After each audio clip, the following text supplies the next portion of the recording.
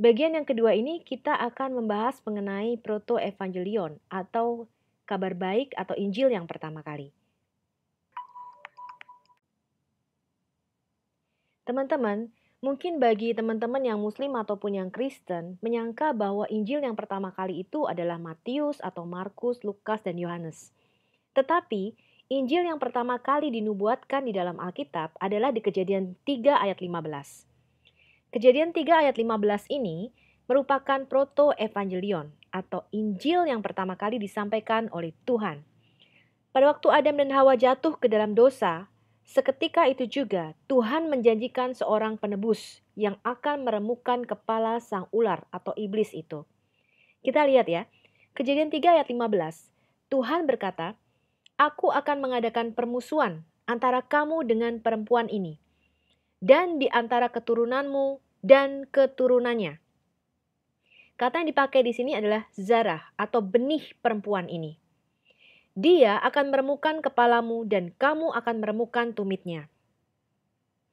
Perempuan tidak punya benih atau sperma. Kata zarah ini di dalam bahasa Ibrani kemudian diterjemahkan ke dalam bahasa Yunani menjadi dua, teman-teman. Karena kata zarah ini artinya juga biji, ya. Biji atau benih yang ada di dalam tumbuh-tumbuhan. Jadi ketika diterjemahkan ke dalam bahasa Yunani menjadi kata spora untuk tumbuh-tumbuhan dan sperma untuk benih laki-laki. Perempuan itu tidak mempunyai sperma, teman-teman. Ini yang disebut kelahiran dari seorang perawan. Jadi di seluruh Alkitab, kata zarah atau benih ini selalu dikaitkan dengan laki-laki untuk keturunan ya, tidak pernah untuk perempuan. Tapi hanya di ayat ini, Tuhan mengatakan dari benih perempuan inilah akan dilahirkan seorang anak yang akan meremukkan kepalamu. Mesias dijanjikan tidak berasal dari benih laki-laki manapun. Dari ilmu pengetahuan juga kita tahu bahwa bayi itu mendapat darah dari ayahnya. Plasenta ibu itu hanya mengalirkan makanan. Plasenta ini memastikan bahwa darah ibu tidak boleh tercampur dengan darah sang bayi karena akan mati. Dan jika Yesus lahir tanpa benih laki-laki dan tidak mempunyai darah Adam, maka darah Yesus satu-satunya yang tidak memiliki kecenderungan dosa. Konsekuensinya hanya darah Yesus yang bisa menjadi pendamaian bagi dosa kita. Iblis menggunakan perempuan untuk menjatuhkan Adam. Kita ini ada di dalam Adam, kita ini di dalam benihnya Adam. Dengan kejatuhan Adam, maka jatuh jugalah seluruh anak-anak atau keturunan Adam. Tuhan akan menggunakan perempuan yang sama untuk menebus seluruh keturunan Adam. Ini adalah janji Tuhan. Ketika Tuhan berkata manusia akan mempunyai otoritas atau kekuasaan atas bumi ini, hukum ini berlaku sampai selamanya, teman-teman. Karena itu segala sesuatu yang terjadi di bumi selalu menggunakan sarana manusia. Ketika Tuhan mau menebus dosa manusia, dia tidak bisa datang dalam keadaannya yang sebenarnya, yaitu sebagai roh. Melainkan dia harus memakai tubuh tanah liat. Begitu juga dengan iblis. Iblis menggunakan tubuh ular ketika dia mau mengambil otoritas yang legal atas bumi ini dari manusia.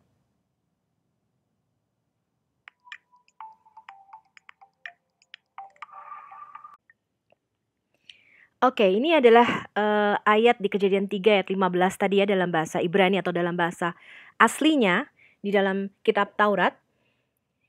We'eba asid beneka uben haisyah. Perempuan itu ya. Uben zarakah uben zarah. Jadi antara keturunanmu ular dan keturunan perempuan itu. Hu yeshu peka ros. Dia akan menghancurkan kepalamu atau meremukkan kepalamu. Ros itu kepala ya. We'ata tasyu penu akef. Akef itu tumit. Dari kata akef inilah nama Yakuf berasal. Ya, Yakuf itu artinya pemegang tumit. Atau dalam bahasa Indonesia dikenal dengan Yakub ya teman-teman ya.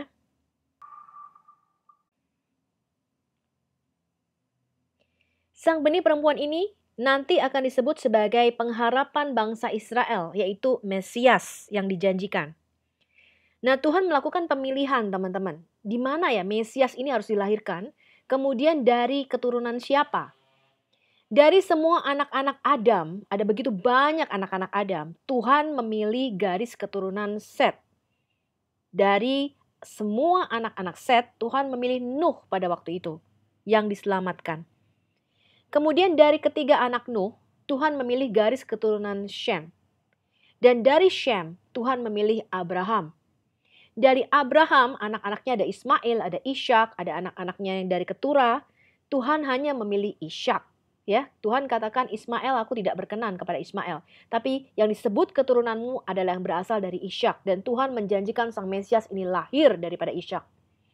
Kemudian dari Ishak, teman-teman, maka ada Esau dan Yakub. Dan Tuhan memilih Yakub. Dikatakan aku membenci Esau, tapi aku mengasihi Yakub. Jadi dia terus-menerus melakukan pemilihan, teman-teman. Dari semua anak-anak Yakub, dia memilih Yehuda.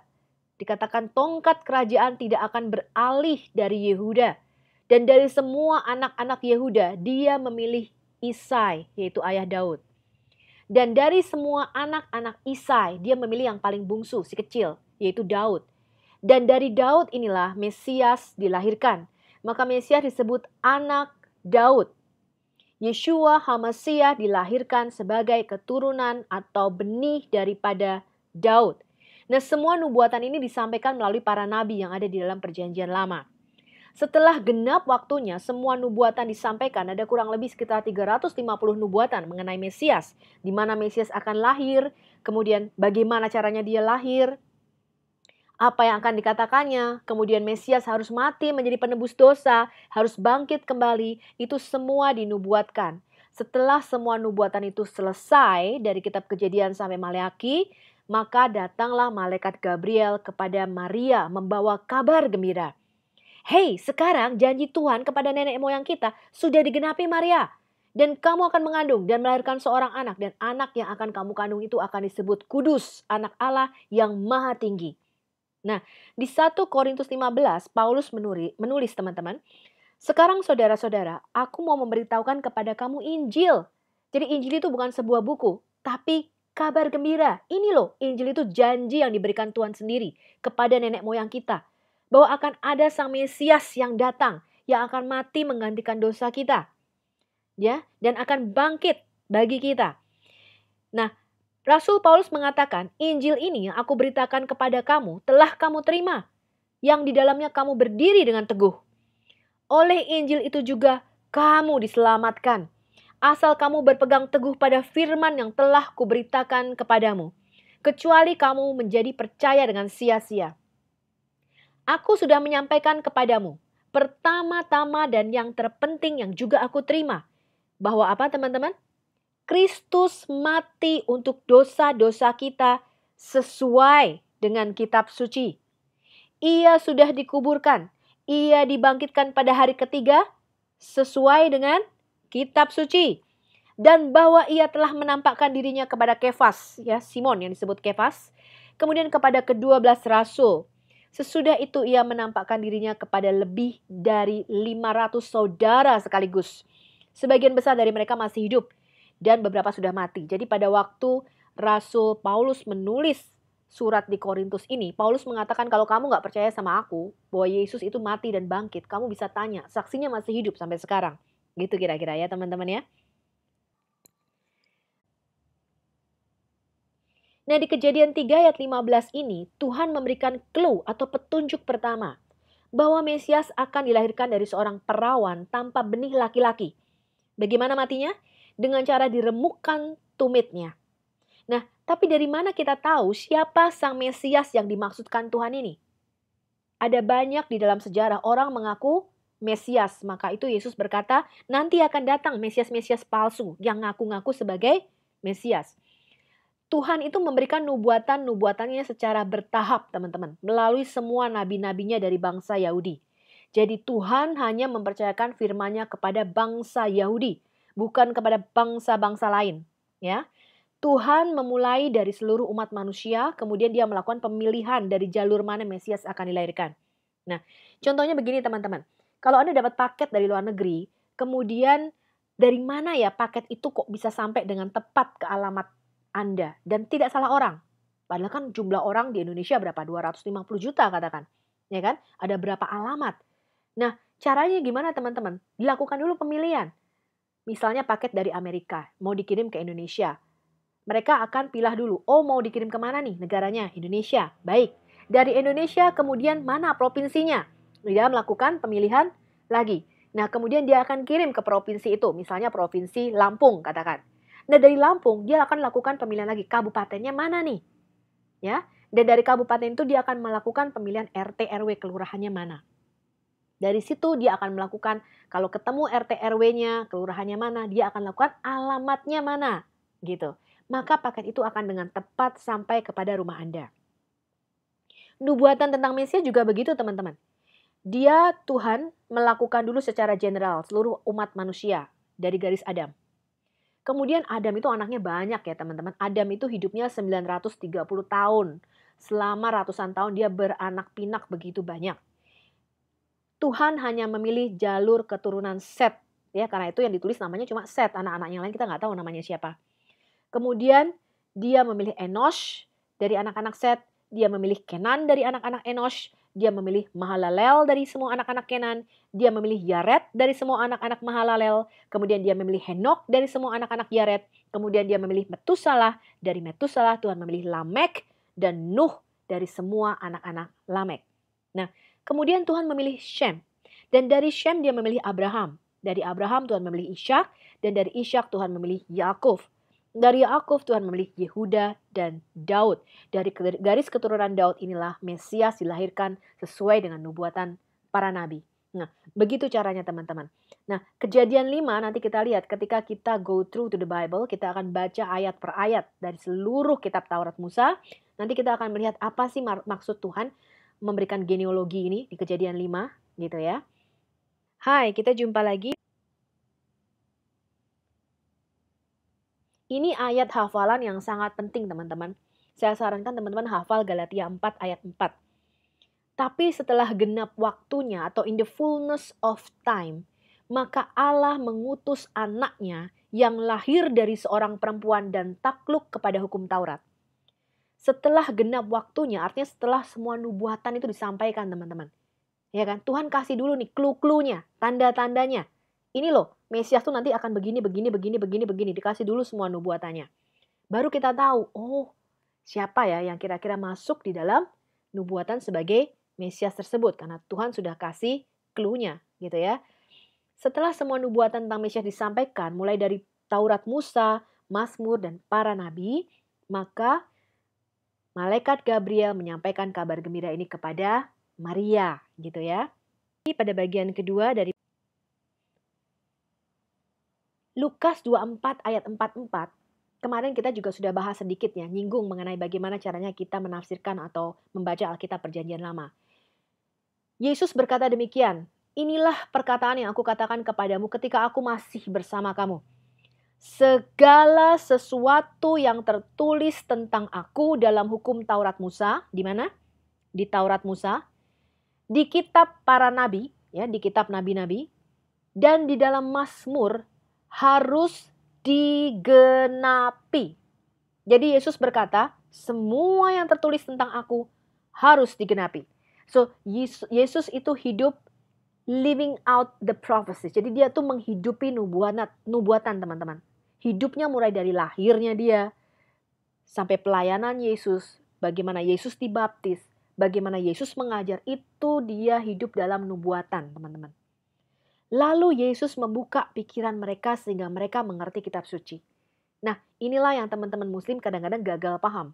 Kenapa? Karena pikirannya belum dibukakan. Dan hanya Yesus sang firman itulah yang bisa membukakan pikiran kita lewat Roh Kudus. Kata Yesus kepada mereka, ada tertulis demikian. Mesias harus menderita dan bangkit dari antara orang mati pada hari ketiga. Dan lagi dalam namanya, berita tentang pertobatan dan pengampunan dosa harus disampaikan kepada segala bangsa, mulai dari Yerusalem. Dan kamu adalah saksi dari semuanya ini. Jadi kalau ada muslim kemudian membaca Quran, dan di dalam Quran ada penyangkalan mengenai bahwa Yesus itu akan menderita, Yesus akan mati, apalagi Yesus akan bangkit, maka ini berlawanan dengan Alkitab, artinya beroposisi, berseberangan dengan prinsip Alkitab. Pembelajaran Alkitab kita.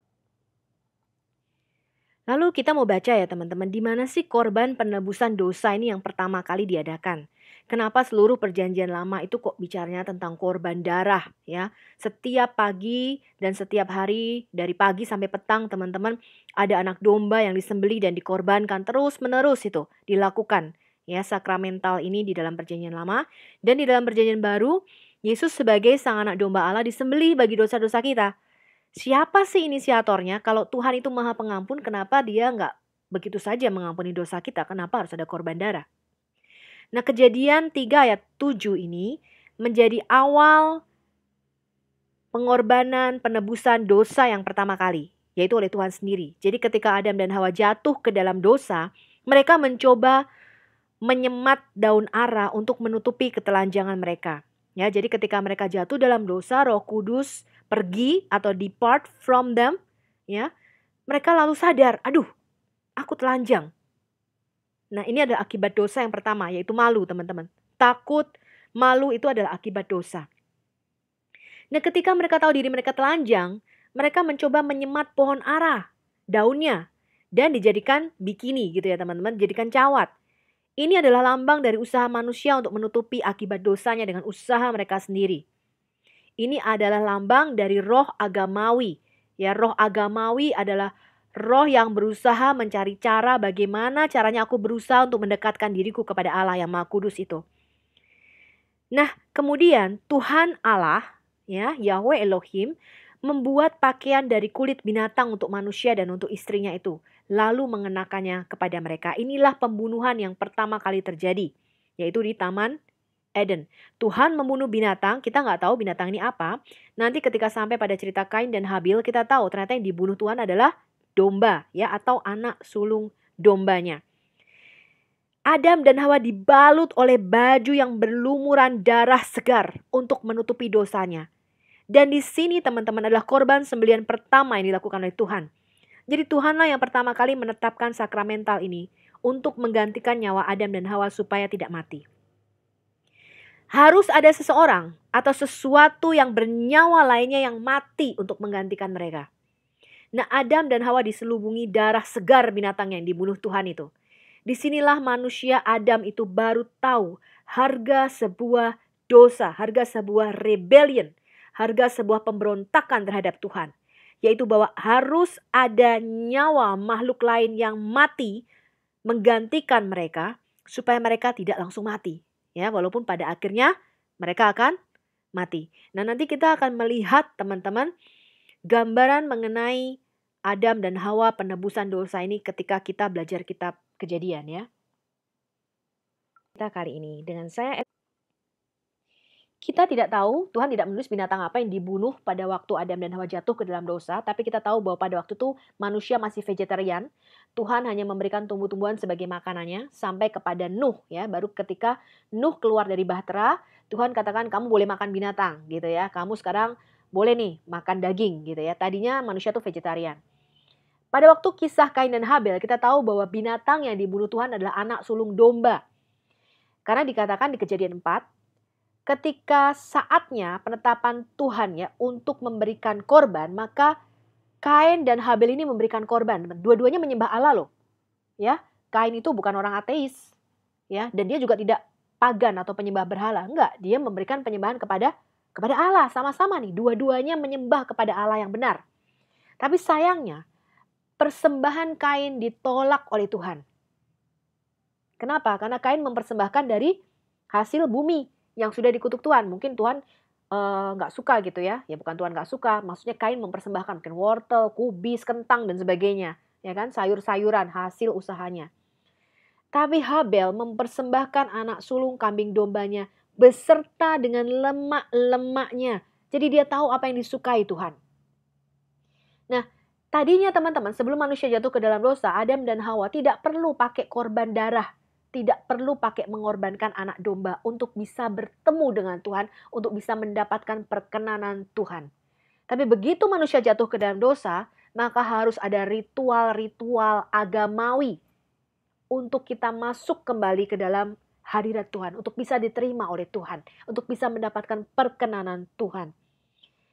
Nah, Kain dan Habel ini tentunya mendengar cerita dari ayah ibunya mengenai apa yang dilakukan Tuhan. Ya, sebab Adam itu hidupnya 930 tahun. Jadi dia cerita Tadinya kita hidup di Taman Eden seperti ini, senang gitu ya. Kemudian ibumu sih ya kan, gara-gara makan buah tuh pohon yang dilarang Tuhan. Jadi kita semua telanjang. Terus Tuhan membunuh nih seekor binatang. Dan Tuhan katakan caranya untuk masuk ke dalam hadirat Tuhan, untuk kembali adalah dengan cara melakukan persembahan anak sulung kambing dombanya. Ya, nah kita menemukan arkeologi di Mesopotamia. Mesopotamia daerah Iran, Irak sekarang ya.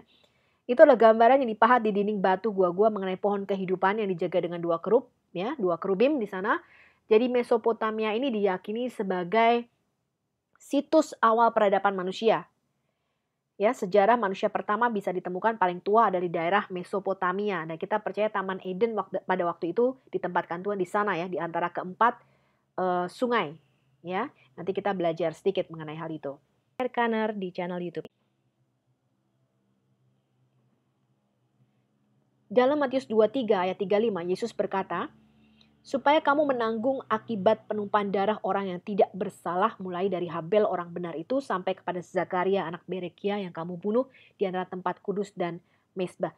Jadi teman-teman, di dalam Alkitab, firman Tuhan itu hanya dipercayakan kepada bangsa Yahudi. Makanya Tuhan berkata, dari kamulah orang-orang Yahudi, aku akan menuntut pertanggungan jawab. Ya, dari angkatan inilah, dari kamu orang-orang Yahudi, kamu harus bertanggung jawab terhadap darah para nabi yang kamu bunuh. Ya. Ibrani 11 ayat 4 juga membenarkan, karena iman Habel telah mempersembahkan kepada Allah korban yang lebih baik daripada korban Kain. Dengan jalan itu ia memperoleh kesaksian bahwa ia benar. Karena Allah berkenan akan persembahannya itu. Dan karena iman Habel masih berbicara walaupun dia sudah mati. Habel juga mempersembahkan korban persembahan dari anak sulung kambing dombanya, yakni lemak-lemaknya. Maka Tuhan mengindahkan Habel dan korban persembahannya itu. Jadi Tuhan menerima dua-duanya. Yang pertama manusianya, Habel, dia ampuni, ya, dia benarkan Habel itu karena iman, ya. Kemudian Tuhan juga menerima berekahnya, Tuhan menerima korban persembahannya itu, ya, korbaninya. 1 Yohanes 3 ayat 12 mengatakan Kain itu berasal dari benih si jahat dan dia adalah pembunuh adiknya. Apakah sebabnya Kain membunuh adiknya? Sebab segala perbuatannya jahat dan perbuatan adiknya itu benar. Nah, apa yang dilakukan Habel adalah gambaran pengorbanan Yesus, teman-teman. Ada satu lagi bagaimana caranya kita menafsirkan perjanjian lama, yaitu bahwa kita harus melihat Yesus di dalam setiap lembar di dalam perjanjian lama. Di Kejadian 2 ini teman-teman, kalau kita lihat, ada yang namanya peristiwa Akedah Yitzhak, ya, atau pengikatan Ishak, yaitu ketika Tuhan menyuruh Abraham untuk mempersembahkan Ishak anaknya yang tunggal sebagai korban bakaran. Setelah semuanya itu, Allah mencoba Abraham. Dia berfirman kepada Abraham, Abraham, lalu saut Abraham, ya Tuhan, firman-Nya, ambillah anakmu yang tunggal itu, Yahid, ya, yang engkau kasih, yakni Ishak. Pergilah ke tanah Moria dan persembahkanlah dia sebagai korban bakaran pada salah satu gunung yang akan kukatakan kepadamu. Kemudian Tuhan menggantikan korban Ishak dengan domba jantan yang disediakan sendiri oleh Yahweh. Maka dikatakan Abraham, dia menamai tempat itu Yahweh Jireh, artinya di atas gunung telah dilihat Tuhan atau Tuhan yang menyediakan. The Lord is my provider, ya, Yahweh Jireh. Di tempat yang sama teman-teman, di tempat di mana ada peristiwa Akedah Ishak ini diikat, ya, the binding of Ishak. 2000 tahun kemudian Allah sendiri mengorbankan anaknya yang tunggal menjadi pengganti dosa-dosa kita. Dialah sang kambing domba jantan itu. Makanya Yesus disebut anak domba Allah yang menghapus dosa dunia. Ya. Dan tidak jauh dari tempat itulah Salomo membangun bait suci di Yerusalem. Ini adalah topologi dari Gunung Moriah, ya, di mana Tuhan menyuruh Abraham mempersembahkan Ishak. Kalau teman-teman lihat di sini puncaknya Gunung Moriah ini adalah di Akedah, yaitu di Golgota atau Kalvari. Di tempat inilah anak tunggal Bapa disalibkan, dijadikan korban bagi kita. Kemudian yang di tengah ini threshing floor of Aruna. Ini adalah tanah pengirikan Aruna. Jadi tanah yang dibeli Daud dari Aruna yang kemudian dibangun bait suci oleh Salomo. Ya, Anda bisa lihat referensinya di 2 Samuel 24, 15 sampai 25 dan 1 Tawarik 21, 18 sampai 26. Di bawahnya kita lihat adalah kota Salem atau Yerusalem yang disebut kota Daud atau the city of David. Ya, di antara dua lembah, ya, kemudian ada dua gunung, ada Gunung Sion dan Gunung Zaitun, ya, Bukit Zaitun di sini. Nah, ini adalah topologi daripada Gunung Moriah. Jadi, Perjanjian Lama itu penuh dengan simbol, teman-teman, yang maknanya hanya bisa kita ketahui kalau Anda punya Yesus.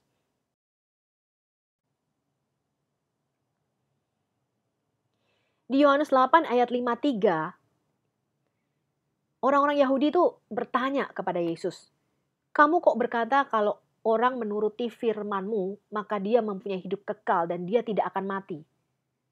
Kemudian orang-orang Yahudi berkata, "Apa kamu lebih besar daripada bapa kita Abraham yang telah mati? Nabi-nabi juga sudah mati semua itu." Lalu mereka berkata, "Dengan siapa engkau menyamakan dirimu?" Mereka nantang. "Kok bisa katanya orang menuruti firman-Mu tidak akan mati? Orang nabi-nabi kami juga mati semuanya. Abraham bapak kami mati." Ya kan? Kemudian Yesus menjawab mereka katanya di Yohanes 8 ayat 56 sampai 59. "Abraham bapakmu bersukacita bahwa ia akan melihat hariku, yomku, my day. Dan dia sudah melihatnya dan dia bersukacita." Maka kata orang-orang Yahudi itu kepadanya, "Umurmu belum sampai 50 tahun dan engkau sudah melihat Abraham." Padahal Yesus tidak mengatakan dia melihat Abraham ya. Tapi Abraham melihat Yesus, ya, melihat bahwa pada waktunya nanti Yesus itu akan dikorbankan. Abraham sudah beriman itu. Abraham sudah tahu itu bahwa akan datang nanti anak domba Allah yang akan menghapus dosa dunia. Kata Yesus kepada mereka, "Aku berkata kepadamu, sesungguhnya sebelum Abraham jadi, ego eimi, I am." Lalu mereka mengambil batu untuk melempari Yesus. Tapi Yesus menghilang dan meninggalkan bait Allah. Kenapa? Karena Yesus mengklaim bahwa dia adalah Allah sendiri. Dan di dalam kitab Taurat dikatakan kalau orang mengklaim nama Tuhan, ya, menyamakan dirinya dengan Tuhan, dia harus dirajam pakai batu, teman-teman. Nanti ketika kita membahas Kejadian 22, kita akan melihat kapan sih Abraham melihat Yesus, hari apa yang Yesus maksudkan, apa artinya ego eimi. Mengapa Tuhan berkata Ishak anakmu yang tunggal, padahal kan ada Ismail waktu itu, ya. Terus masih ada adik-adiknya yang kecil-kecil itu dari keturah. Mengapa Tuhan menyuruh Abraham melakukan korban manusia? Nah, ini tidak bisa diketahui, teman-teman. Orang Yahudi sampai sekarang masih berpikir, kenapa ya Tuhan menyuruh Abraham melakukan korban manusia sampai dibukakan di perjanjian baru.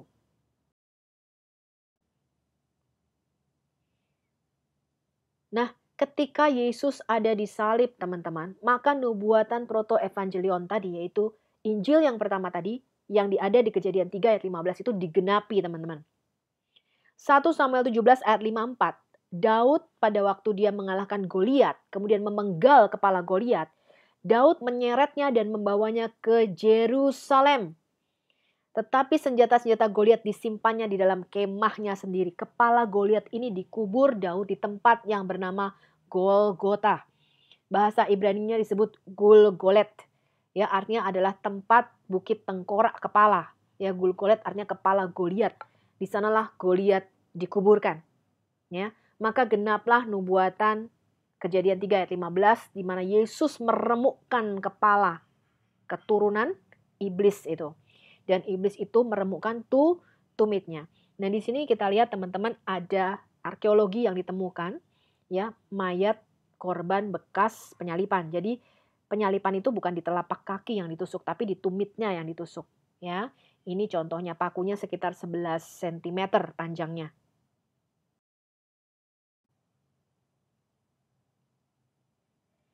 Maka genaplah nubuatan Tuhan sendiri pada waktu Yesus di kayu salib, ya. Tuhan berkata, "Aku akan mengadakan permusuhan antara kamu." Permusuhan itu artinya tidak bisa didamaikan. Tidak ada cara damai antara kita dengan iblis. Antara kamu dengan perempuan ini, antara keturunanmu dengan keturunannya.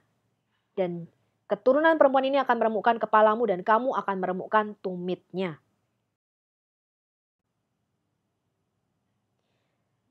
Orang-orang Yahudi itu tahu teman-teman dan mengerti nubuatan para nabi dalam seluruh kitab-kitab perjanjian lama. Jadi mereka menantikan kedatangan Sang Mesias ini. Tapi Rabi Yahudi itu mengajar ada dua Mesias yang akan datang. Yang satu dari keturunan Daud atau Ben Daud yang akan memerintah sebagai raja. Yang lain bisa dari Ben Yosef karena dikatakan Mesias itu akan menderita. Dan juga dari keturunan Imam Sadok atau keturunan Imam Harun ya teman-teman. Karena Mesias itu disebut juga raja dan imam. Jadi mereka berpikir ini pasti ada dua Mesias ini yang akan datang. Lalu mereka berpikir, kok nggak ada ya Mesias yang datang-datang ya? Dan mereka berpikir bahwa bangsa Israel adalah Mesias yang menderita. Nih kita sudah menderita dalam perbudakan. Kemudian kita menderita dalam penjajahan Romawi. Berarti tinggal tunggu satu nih, yaitu Mesias dari anak Daud yang akan memerintah Israel secara politik.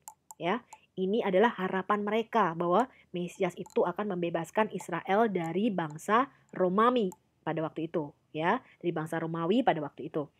Tapi Yesus berkata bukan teman-teman. Yesus berkata hanya ada satu Mesias yang akan datang dua kali. Ya, Yesus berkata Mesias akan datang dua kali. Yang pertama sebagai anak domba, ya, yang lemah, sebagai raja damai. Tapi yang kedua, dia akan datang sebagai raja dan hakim yang mutlak bagi teman-teman dan saya. Nah, di Yohanes 1 ayat 45, ini adalah sesuatu yang luar biasa. Filipus, orang Yahudi nih ya, bertemu dengan Nathanael, orang Yahudi juga. Kemudian berkata, kami telah menemukan dia yang disebut oleh Musa dalam kitab Taurat dan oleh para nabi, yaitu Yesus anak Yusuf dari Nazaret. Jadi mereka tahu teman-teman. Kemudian perempuan Samaria, orang Samaria ini adalah keturunan campuran ya antara Yahudi dengan bangsa Assyria.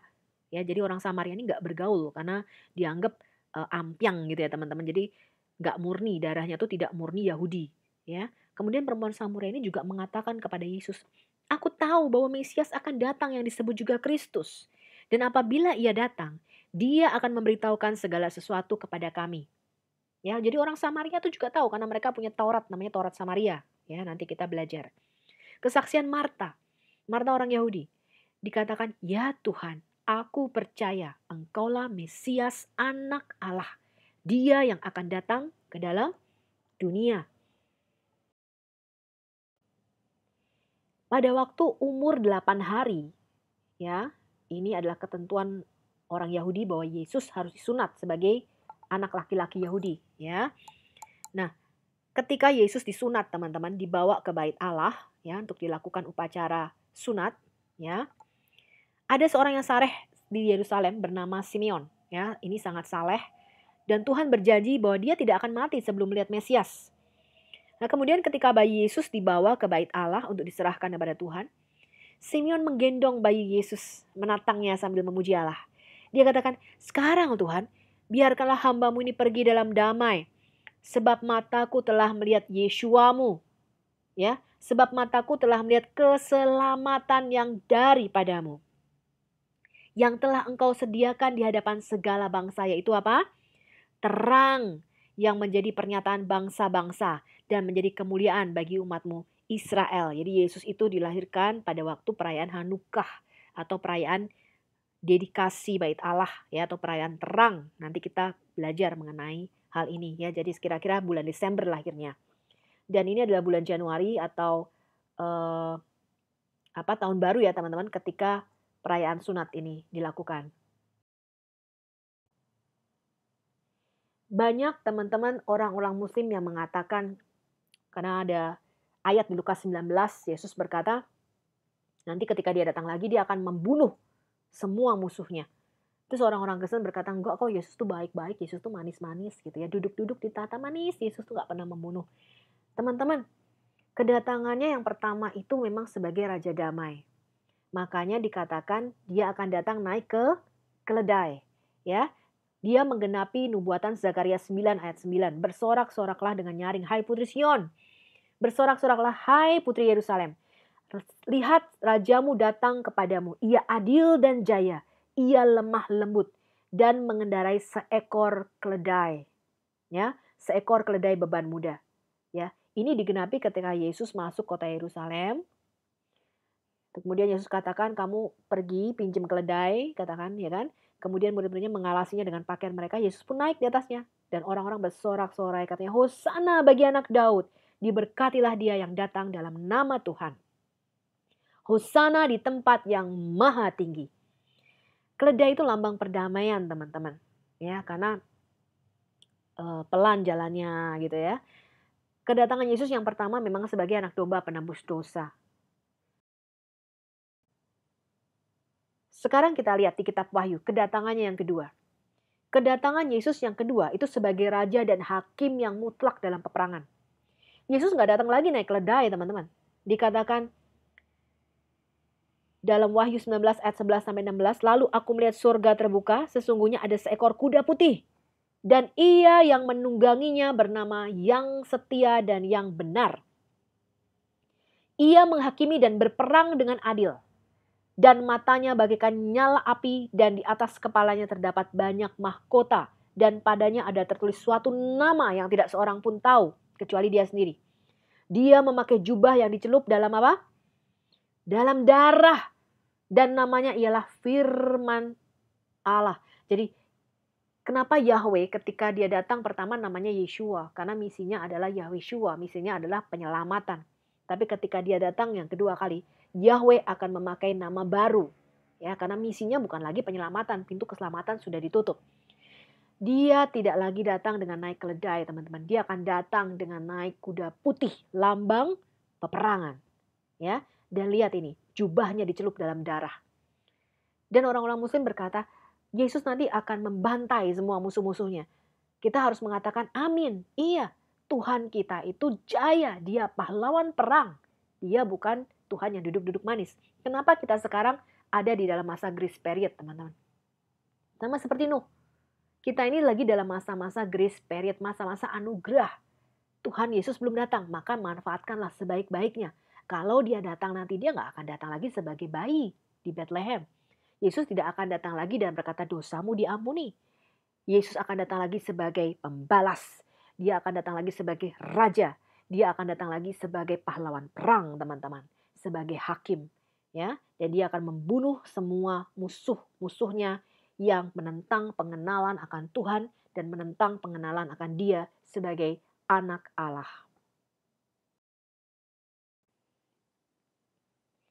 Makanya Yesus di dalam kitab Wahyu itu digambarkan sebagai dua, teman-teman. Ini adalah penglihatan Rasul Yohanes di dalam Wahyu 5 ayat 5-6. Kita baca ya. Lalu berkatalah seorang dari tua-tua itu kepadaku, jangan engkau menangis. Sesungguhnya singa dari suku Yehuda. Siapa? Singa dari suku Yehuda, yaitu tunas Daud telah menang. Sehingga ia dapat membuka gulungan kitab itu dan membuka ketujuh meterainya.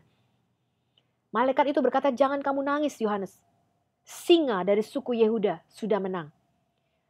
Tapi ketika Rasul Yohanes menoleh, maka aku melihat di tengah-tengah tahta dan keempat makhluk itu dan di tengah-tengah tua-tua itu bukan berdiri seekor singa, tapi apa?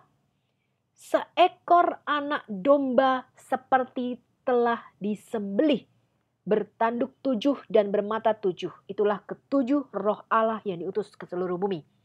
Jadi kedatangan Yesus yang kedua bukan lagi sebagai anak domba yang sudah disembelih, teman-teman. Dia akan datang sebagai singa dari suku Yehuda. Dia akan mengaum dan dia akan mencabik lawan-lawannya. Ya, jadi Tuhan kita bukan Tuhan yang lemah, teman-teman. Manfaatkanlah masa-masa anugerah ini sebaik-baiknya sebelum sang singa dari Yehuda itu datang.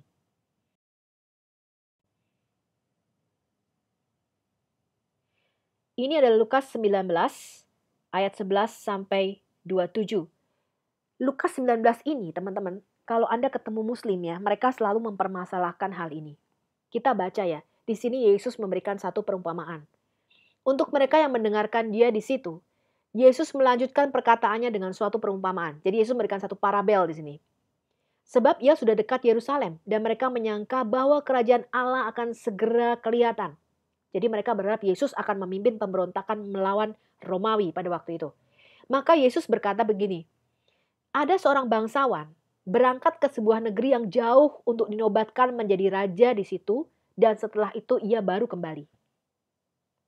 Ia memanggil 10 orang hambanya dan memberikan 10 mina kepada mereka. Katanya, Pakai ini untuk pedagang sampai aku datang kembali.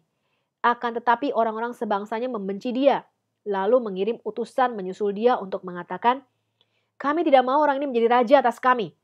Dan terjadilah ketika ia kembali setelah ia dinobatkan menjadi raja, ia menyuruh memanggil hamba-hambanya yang telah diberinya uang itu untuk mengetahui berapa hasil dagang mereka masing-masing. Orang yang pertama datang dan berkata, Tuan, mina tuan yang satu itu telah menghasilkan 10 mina.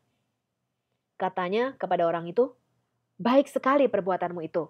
Hai hambaku yang baik, engkau telah setia dalam perkara kecil, karena itu terimalah kekuasaan atas 10 kota. Kita lanjutkan baca ya, perumpamaan yang Yesus katakan tadi. Kemudian datanglah yang kedua, ya orang kedua, dia berkata, Tuan, mina tuan telah menghasilkan 5 mina. Jadi cuan lagi nih, ya kan? Kemudian tuan itu berkata kepada orang itu, bagus banget hasil usahamu. Dan engkau kuasailah 5 kota. Dipercayakan 5 kota karena dia menghasilkan 5 mina, ya. Tapi kemudian datang nih hamba yang jahat yang ketiga. Dan berkata, Tuan, inilah mina tuan. Aku telah menyimpannya dalam sapu tangan. Sebab aku takut akan Tuan, karena Tuan adalah manusia yang keras. Tuan mengambil apa yang tidak pernah Tuan taruh, dan Tuan menuai apa yang tidak Tuan tabur. Katanya kepada orang itu, hai hamba yang jahat, aku akan menghakimi engkau menurut perkataanmu sendiri. Engkau sudah tahu bahwa aku adalah orang yang keras, yang mengambil apa yang tidak pernah aku taruh, dan menuai apa yang tidak aku tabur. Jika demikian, mengapa uangku tidak kau berikan kepada orang yang menjalankan uang? Maka sekembalinya aku dapat mengambilnya serta dengan bunganya. Lalu katanya kepada orang-orang yang berdiri di situ, ambillah mina yang satu itu daripadanya, dan berikan kepada orang yang mempunyai 10 mina itu. Kata mereka kepadanya, Tuan, ia sudah mempunyai 10 mina.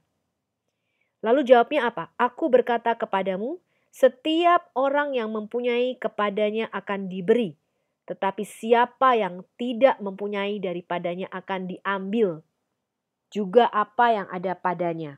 Ini adalah prinsipnya ya teman-teman. Kalau kita nggak pakai talenta kita, kita tidak pakai apa yang Tuhan berikan kepada kita, maka apapun juga yang ada pada kita akan diambil. Ya kan? Tapi kata yang kedua ini yang biasanya Muslim selalu permasalahkan. Kenapa Yesus mengatakan demikian? Akan tetapi semua seteruku ini, musuhku ini, yang tidak suka aku menjadi rajanya, bawalah mereka kemari dan bunuhlah mereka di depan mataku. Lalu Muslim mengatakan Yesus menyuruh membunuh. Kemudian jawaban kita apa teman-teman? Orang Kristen biasanya mengatakan, loh ini kan cuma perumpamaan, gak sungguh-sungguh gitu ya. Enggak teman-teman, Yesus mengatakan ini bukan sebagai perumpamaan saja, tetapi sebagai nubuatan kedatangannya yang kedua kali. Jadi kedatangan Yesus yang kedua kali sebagai rajanya nanti, semua seteru Yesus atau semua musuh-musuhnya ya yang menyangkal pengenalan akan Tuhan akan dibunuh. Ya, tadi kita baca bahwa jubah Yesus itu akan dicelup merah dengan darah. Ya, Yesus akan membunuh dengan pedang. Jadi, manfaatkanlah masa-masa anugerah ini sebaik-baiknya sebelum sang singa dari Yehuda itu datang dan menerkam semua musuh-musuhnya. Kenapa begitu teman-teman? Ya karena memang hanya Tuhan yang berhak mengambil nyawa seseorang. Ini adalah otoritas Tuhan di dalam Alkitab. Tuhan mengatakan di dalam kitab Taurat, lihatlah sekarang bahwa akulah dia. Tidak ada Allah kecuali aku. Akulah yang mematikan dan yang menghidupkan. Aku telah meremukkan, tetapi akulah juga yang menyembuhkan. Dan seorang pun tidak ada yang dapat melepaskan dari tanganku, kata Tuhan. Jadi yang berhak mematikan manusia siapa? Ya Tuhan. Ya, yang kirim air bah untuk membunuh seluruh manusia siapa? Tuhan, manusia nggak berhak. Ya, kalau Tuhan suruh, ya makanya ketika bangsa Israel disuruh berperang, melawan orang-orang di tanah Kanaan itu kebanyakan mereka tidak berperang secara fisik, teman-teman. Ya, jadi mereka belum sampai, orang-orang itu tuh sudah lari kocar-kacir. Bahkan ada yang saling membunuh, bahkan ada yang dilempari batu oleh malaikat. Jadi tangan Tuhan sendiri yang berperang. Makanya Musa berkata, kamu cuma diam saja. Kamu cuma diam saja, kamu lihat Tuhan itu berperang bagi kamu. Kenapa? Ya karena yang membunuh Tuhan. Lewat tangan malaikat-malaikatnya. Orang Israel itu cuma duduk diam. Ya, nanti kita belajar teman-teman, ketika kita sampai di kitab Kejadian. Yesaya 45 dikatakan, supaya orang tahu dari terbitnya matahari sampai terbenamnya bahwa tidak ada yang lain di luar aku. Akulah Tuhan, Yahweh, dan tidak ada yang lain. Yang menjadikan terang dan menciptakan gelap. Yang menjadikan apa? Shalom, damai sejahtera, keberuntungan, nasib mujur. Dan juga menciptakan apa? Kemalangan, kejahatan. Ya, jadi kalau ada kejahatan yang menimpa, itu Tuhan juga yang menginisiatornya. Kenapa? Karena kejahatan manusia sudah menumpuk. Ya, akulah Yahweh yang membuat semuanya ini. Karena Tuhan yang memberi nafas hidup, hanya Tuhan yang berhak mengambilnya. Kita nggak berhak, teman-teman. Ya. Oke, ini slide-slide terakhir, teman-teman. Pertanyaan renungan. Ketika Muslim menyebut Yesus, supposedly, ya, atau mereka menamakannya Isa dengan gelar Al-Masih, sebenarnya teman-teman atau saudara Muslim kita ini tahu nggak siapa arti Al-Masih, teman-teman? Isa Al-Masih artinya apa Isa Al-Masih? Dan apa konsekuensi dari penyebutan gelar ini tertulis di dalam Quran? Al-Masih berarti the anointed one atau seorang yang diurapi. Dan gelar Al-Masih itu adalah gelar manusia ilahi. Jadi ketika seorang mengaku sebagai Al-Masih, berarti dia mengaku sebagai seorang manusia yang ilahi, bukan manusia biasa. Dan gelar Al-Masih ini disematkan kepada anak Allah yang maha tinggi. Di mana ini teman-teman bisa pause videonya ya. Nubuatan Nabi Daniel, pasal 7 ayat 14, teman-teman baca di situ. Yesaya 9 ayat 6. Yeremia 23 ayat 6, Mazmur 110 ayat 1. Jadi Mesias ini adalah manusia ilahi yang akan disebut Allah yang perkasa, El Gibor, Bapa yang kekal, Raja damai, ya. Kemudian penasehat ajaib yang akan disebut anak Allah yang maha tinggi, ya, atau sang anak manusia di dalam nubuatan Nabi Daniel 7. Dalam sejarah banyak orang mengaku sebagai Mesias atau Al-Masih, teman-teman. Tapi dia harus menggenapi semua nubuatan dalam perjanjian lama. Al-Masih harus lahir dari seorang perawan atau Alma dari keturunan Daud sesuai nubuatan Nabi Yesaya 7 ayat 14 di Migdal Eder, Bethlehem Efrata sesuai dengan nubuatan Nabi Mika 5 ayat 2. Al-Masih harus menderita dan mati untuk penebusan dosa-dosa banyak orang sesuai dengan nubuatan Nabi Yesaya 5:3 dan dibangkitkan pada hari ketiga sesuai dengan nubuatan Nabi Yesaya dan tanda Nabi Yunus juga Nabi Hosea 6 ayat 2. Al-Masih akan dikhianati oleh seseorang yang dekat dengannya. Matinya dengan ditusuk tangan dan kakinya sesuai dengan nubuatan Tuhan di Kejadian 3 ayat 15, nubuatan Nabi Daud di Mazmur 41 ayat 9, 34 ayat 20 dan Mazmur 22.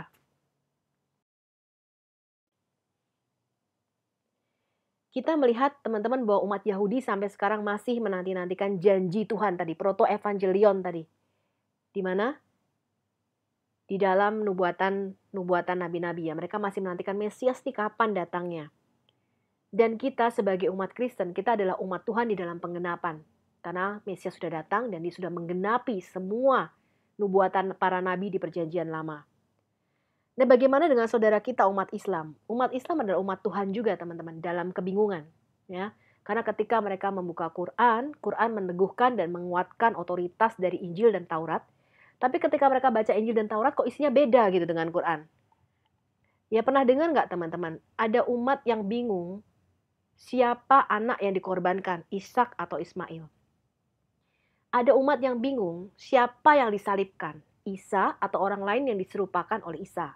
Kalau orang lain, siapa orangnya? Ada yang mengatakan Yudas Iskariot, Simon dari Kirene, dan sebagainya. Jadi kita harus mengasihi mereka, teman-teman. Karena kalau orang bingung itu kan kehilangan arah. Mereka nggak tahu jalannya. Jadi kita harus menunjukkan jalan kepada saudara-saudara muslim kita yang sedang kebingungan ini. Terima kasih teman-teman. Ini adalah slide terakhir. Sampai jumpa di video ketiga. Teman-teman silahkan download dan sharingkan semua video ini bagi semua teman-teman di seluruh Indonesia. Bagi Muslim dan Kristen semoga bisa memberkati. Saya kembali menutup dengan Roma 10 ayat 13-15. Sebab barang siapa yang berseru kepada nama Tuhan akan diselamatkan. Tapi bagaimana mereka dapat berseru kepadanya jika mereka tidak percaya kepada dia?